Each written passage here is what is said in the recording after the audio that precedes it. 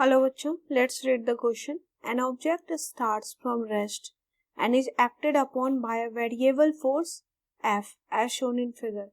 If F0 is the initial value of the force, then the position of the object when it again comes to rest will be option 1 2F0 divided by 10 alpha, option 2 F0 upon sin alpha, option 3 2F0 upon cot alpha, option 4 F0 upon 2 cos alpha. Now ये question में given graph है, तो ये slope given है alpha और f की जो value है वो x पे डिपेंड करती है, मतलब f जो है फंक्शन है x का. सबसे पहले हम की कॉन्सेप्ट देख लेते हैं.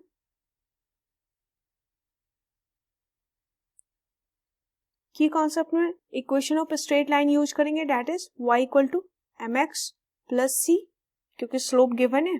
तो अगर हम गिवन की बात करें और क्या दिया हुआ है, f नेट जो है नेट फोर्स वो फंक्शन है x का. तो हम f नेट को क्या लिख सकते हैं, तो नेट फोर्स को हम लिख सकते हैं that is f net equal to mass into acceleration. अब हमें एक्सेलरेशन भी लिखना होगा as a function of x, जो हम जानते हैं दैट इज मास. तो ठीक है, एक्सेलरेशन को हम लिख सकते हैं v into D we upon D x. ये होगा x के फंक्शन के टर्म में एक्सेलरेशन. एक्सेलरेशन इक्वल टू, अगर हम पोजीशन के टर्म में एक्सेलरेशन को रिलेट करें तो ये v d we upon D x.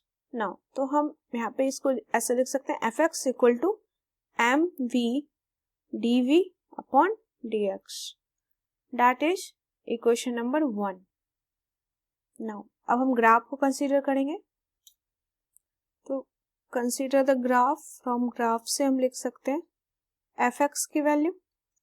देख सकते हैं यहाँ पे ग्राफ में कि स्लोप है अल्फा, ठीक है, नेगेटिव साइड भी.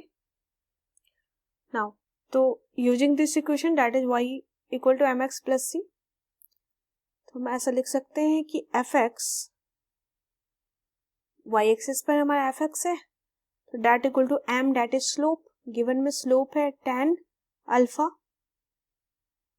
m इंटू एक्स, एक्स की वैल्यू तो x ही है, माइनस c कितना है, अगर हम इंटरसेप्ट देखें तो f0 लिख सकते हैं इंटरसेप्ट, तो ये हो जाएगा माइनस f0 क्योंकि नेगेटिव साइड है f0. तो ये हो गया हमारा इक्वेशन नंबर 2. अब दोनों को इक्वेट कर देंगे. Now from equation 1 and 2,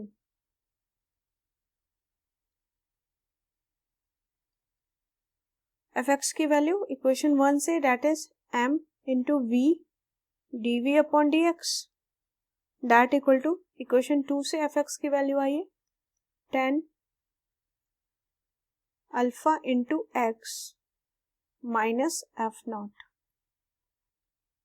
now इसको इस टर्म में लिख सकते हैं M V into D V, that equal to 10 alpha into X minus f0. ये पूरे में dx मल्टीप्लाई हो जाएगा. अब इसको इंटीग्रेट कर देते हैं, तो इधर तो वेरिएबल है आपका v वेलोसिटी, तो वेलोसिटी 0 से v तक and displacement that is x की वैल्यू भी इसके साथ वेरी करेगी, दैट इज 0 से x तक.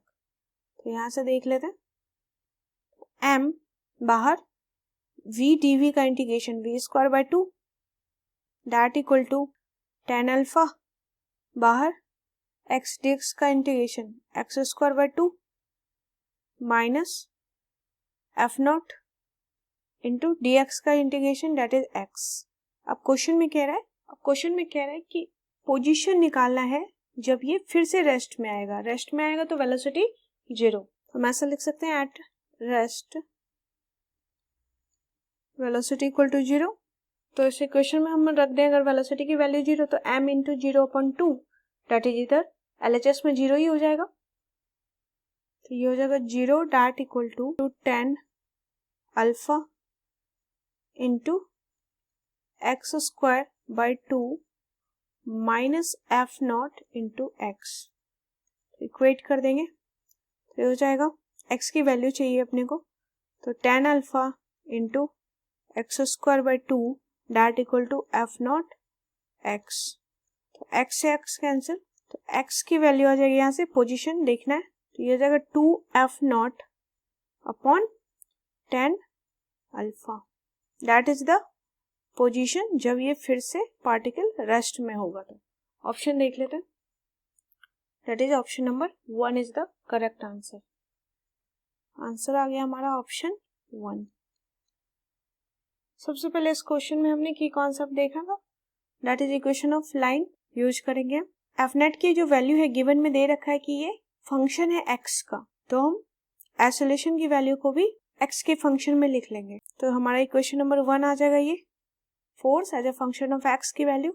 अगेन इक्वेशन 2 में ग्राफ से एफ एक्स की वैल्यू देख लेंगे, y equal to M x plus c equation से कंपेयर करके। तो इक्वेशन 1 एंड 2 से हमारा ये वैल्यू हो जाएगा m v square by 2 that equal to 10 alpha into x square by 2 minus f naught into x. अब कह रहा है कि जब पार्टिकल फिर से रेस्ट में आ जाए तो वेलोसिटी 0, तो यहाँ से पोजीशन की वैल्यू आ जाएगी that is 2f not upon 10 alpha, जो हमारा ऑप्शन नंबर 1 में करेक्ट आंसर है। I hope you understood it well. Best of luck.